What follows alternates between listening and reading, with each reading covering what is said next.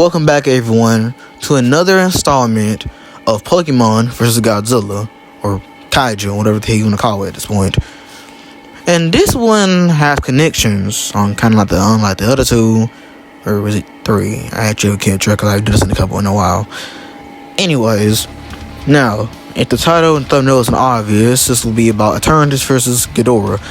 Specifically, Void Ghidorah from the Godzilla the Godzilla anime trilogy. Because of course it is. These are kind of similar, and I kind of want to step it up.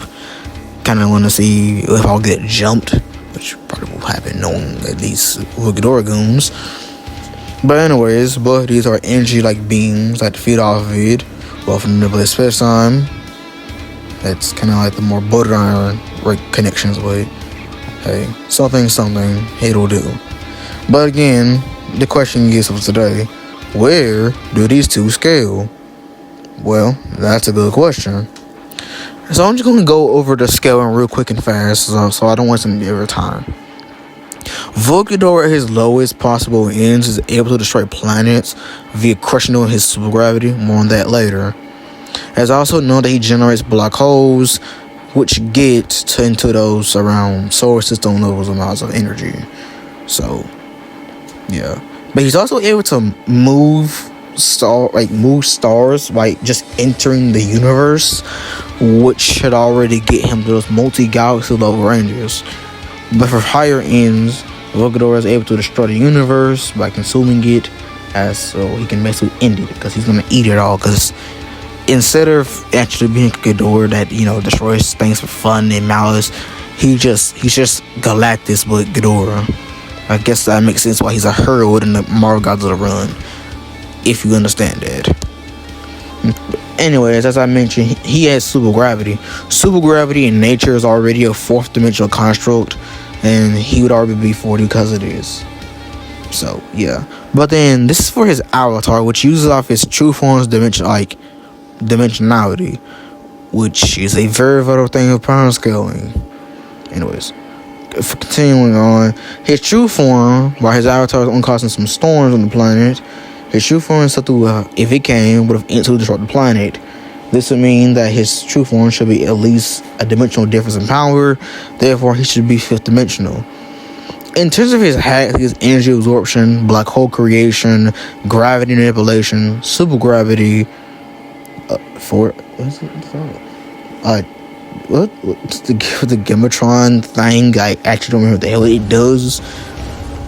Cosmic awareness, and the durability negation as a form of a shadow. That's kind of all his more notable hacks that he can do, or that can be effective here. But what about his opponent? Where does Eternatus scale? So I'm just gonna go over his scaling a little bit faster as well, because I already did a video on Eternatus in the past. It wasn't too well received, but here's the hope that it's going to do well with him, as I've got some new metas for him. So, continuing, Eternatus at his lowest ends will be mountain level via upscaling Pokemon like Gigantamax Blastoise. He can punch holes through mountains, but he would also be superior to Lexus Zamazenta, as, believe it or not, Pokemon Masters EX shows a base Eternatus that was weakened.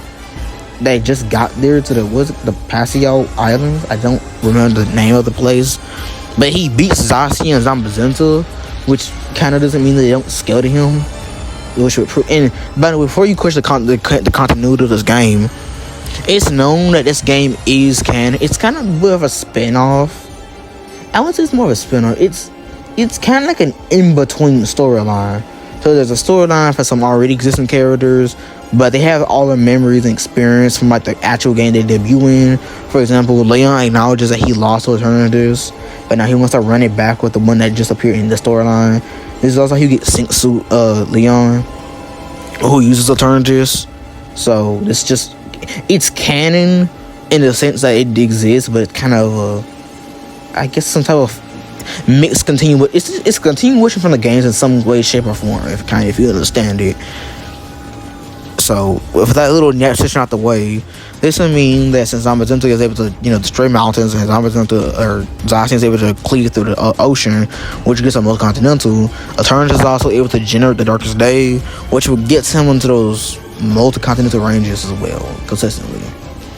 But you might think, oh, this is nowhere close to Void Ghidorah, it's low end. But you will be right if we didn't use upscaling. So let's just get it out of the way now. Leon still be the strongest champion. What does this mean? This would mean that he's the strongest champion, not just of his region, but in history. The anime further proves this, as he's basically treated as the final boss of the tournament, of the Masters 8, and we know that he should at least be superior to Cynthia, Steven, and Ash from Alola. Now, why do I bring this up? Because we know that one, Ultra Space is 4D in nature, and we know that the Cosmo is also able to absorb the light of all throughout Ultra Space, meaning that it should be at least infinite 4D to Eternatus, which is already above the Avatar. But Eternatus also manipulates space-time, which will get him more comfortably into those 4D ranges of power. But then he also has infinite energy, which still gets him higher. It's also known that despite being gods in the verse, Eternatus is above the creation trio, which are the concepts of time and space, antimatter, stuff like that.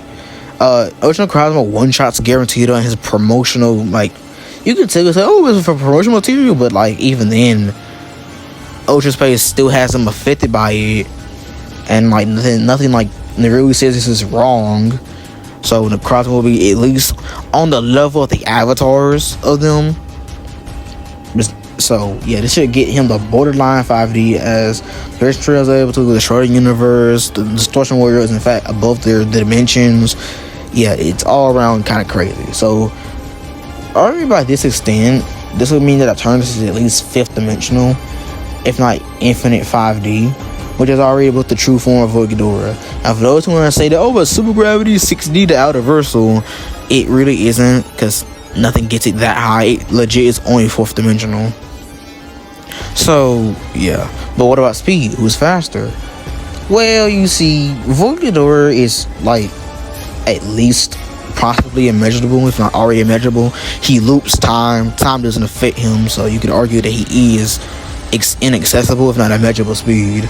But then Void Ghidorah was just slower to Eternatus, because Eternatus is already built the concept of time. So yeah, this is get him immeasurable, or you could probably argue irrelevant speed, but I'm not gonna go that far now. I don't want to push my luck.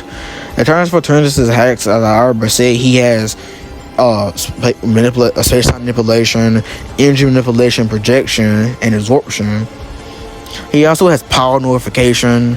He also has this random thing to where he can't be damaged at all, unless you have the sword or the shield. But I don't know what it's called.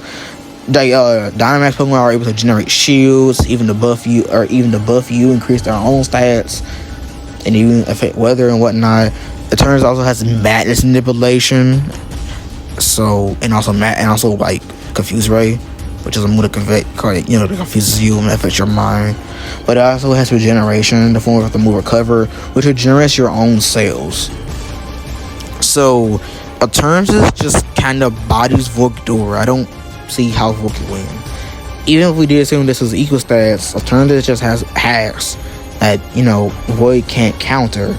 Void has no he cannot counter the thing that protects Eternatus, and can't resist multiple power notifications, and his own energy be taken as well when turns will get gradually stronger.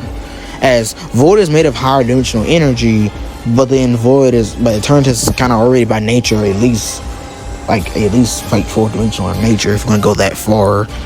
So yeah, I have Eternatus winning. And if you have any problems with the scaling, we can discuss it, whenever possible.